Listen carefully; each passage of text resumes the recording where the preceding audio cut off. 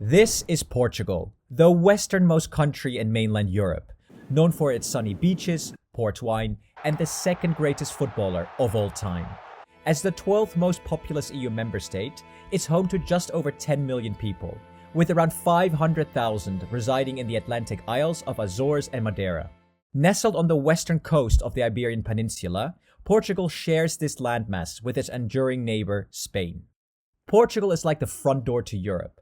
Coming from the Atlantic Ocean, it's one of the first European countries you'd see. Because of this strategic location, the Portuguese became top-notch sailors and pioneered the sea route to India in 1498 and discovered Brazil. These stand out as two of Portugal's proudest moments. Portugal has always played a critical role in shaping European history, and today is no different. While its vast colonial empire is no more, the small nation has a big influence on the decision-making process of the European Union, and actively works to ensure its voice is heard by other Western nations, be it in the EU or NATO. So how did Portugal join the EU in the first place? This is the third video in a series where we break the Union into 27 pieces and dissect each of the member states, one by one. So let's go down memory lane. By the 15th and 16th centuries, Portugal had established itself as a seafaring nation that had a passion for exploration. By sailing along the West African coast down to the Cape of Good Hope, it set up many trading routes, building a robust economy. The Portuguese inked the Treaty of Tordesillas with Spain in 1494, which divided all newly discovered lands between the two of them. No one can fault the Portuguese for a lack of ambition. During the 16th century, Portugal reached the height of its power, establishing influential colonies and trade networks in Brazil, Africa, and Asia. Fast forward to the 20th century, and Portugal's empire began to decline. The monarchy was overthrown in 1910, giving rise to a republic. In the next 16 years, Portugal had 8 presidents and a staggering 38 prime ministers, which led to instability and public desire for a strong leader. Unfortunately, this eventually led to a dictatorship under Prime Minister Salazar with his Estado Novo regime. During the Second World War, Portugal maintained neutrality, yet the country played a strategic role, providing both the Allies and the Axis with resources. Significantly, Portugal leased air and naval bases in the Azores to the British and then later the Americans, significantly aiding the Allied war effort. After the war, Portugal continued under the Estado Novo dictatorship, an authoritarian regime marked by strict censorship, political oppression, and a fierce resistance to decolonization. Yet in 1949, despite its domestic politics, Portugal became a founding member of NATO, aligning itself with Western defense structures. However, despite being in Europe, Portugal remained somewhat isolated from the major political and economic shifts happening in its neighborhood. In 1974, Portugal witnessed a pivotal moment, the Carnation Revolution. This nearly bloodless coup ousted the Estado Novo regime, facilitating a democratic transition and sparking rapid decolonization in Africa and Asia.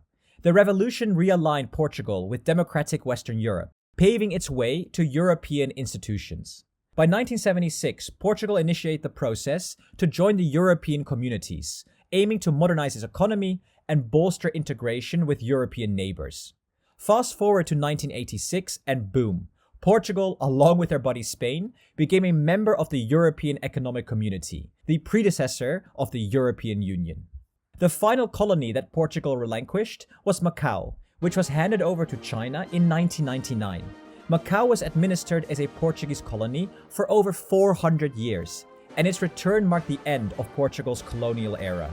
Since this peaceful handover, Portugal and China have fostered a cooperative relationship, with China emerging as a significant trade and investment partner for Portugal. Today, Portugal is an integral part of the European Union, part of the Schengen area for passport-free travel, and uses the euro as its official currency. Regarding Portugal's economy, its GDP at 242 billion euros in 2022 is modest compared to many of its EU counterparts. With a GDP per capita of 19,000 euros, it ranks 16th in Europe, ahead of Greece and Czechia, but trailing Malta and Slovenia. Notably, with the EU average GDP per capita at 29,000 euros, Portugal has some catching up to do. This gap is one of the main reasons why Portugal gets a large amount from the EU budget. A June 2023 study revealed that Portugal receives over 3 billion more euros from the EU budget than it contributes, positioning it as the fifth largest beneficiary within the Union. EU funding has helped Portugal massively over the years. After the COVID-19 pandemic, a large portion of the budget was set aside to help member states get back on their feet. Portugal received over 15 billion euros in grants and loans to rebuild the country's tourism sector, tackle climate change, and help its transition towards a digital economy. Like many other European nations, tourism is key to Portugal's economic development. Cultural centers such as Lisbon and Porto draw in huge crowds every year, and the country's beautiful beaches are ideal for surfers or digital nomads. The COVID-19 pandemic hit Portugal hard, closing off its most vital economic asset. This led to a growth rate of -8%, a 50-year low. Apart from tourism, Portugal specializes in exporting cars, motor vehicle parts, and refined petroleum. The EU single market has been very beneficial for Portugal, as intra-EU trade accounts for 71% of Portuguese exports. It should come as no surprise that Spain is by far and away Portugal's largest trading partner, accounting for a quarter of all its exports, with France and Germany in second and third.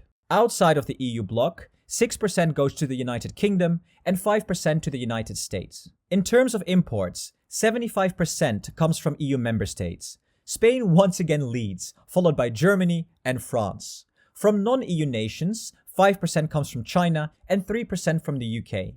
Portugal, with a strategic position in island territories like Madeira and the Azores, already possesses one of the world's largest exclusive economic zones.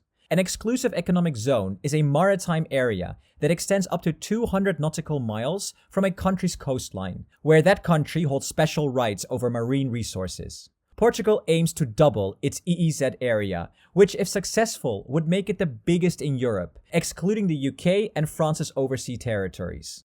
This expansion could significantly boost the nation's economy by granting access to additional marine wealth. But not everything is rosy in the Portuguese economy. There's considerable brain drain, with about 25% of its citizens living abroad in other EU countries. The influx of digital nomads in major cities is driving up housing costs, making urban living unaffordable for many locals. Perceived corruption remains high, with 93% of the population sensing its prevalence. And public debt remains a challenge, but amazing efforts have been made to try and reduce it. Portugal's political system operates as a semi-presidential republic.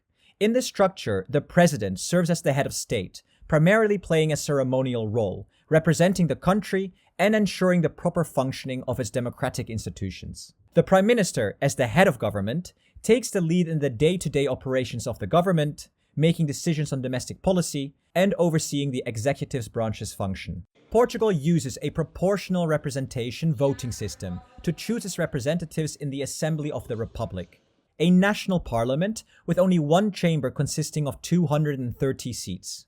Two parties have dominated the landscape since the Third Republic was established in 1974, the Socialist Party and the Social Democrat Party. The Socialist Party, who stand for center-left policies, are in government with 120 seats in the Assembly. The Social Democrat Party, who stand for more liberal right-of-center policies, are in opposition with 77 seats overall.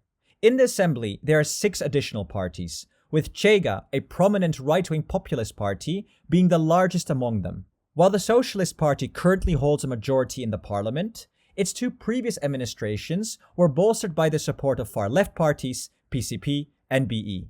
As for the center-right Social Democrat Party, it looks challenging for them in the future to secure a majority, without forming alliances with either Chega or the Liberal Initiative. On the continental level, Portugal holds 21 seats in the European Parliament, the same amount as Sweden, Greece, and Belgium.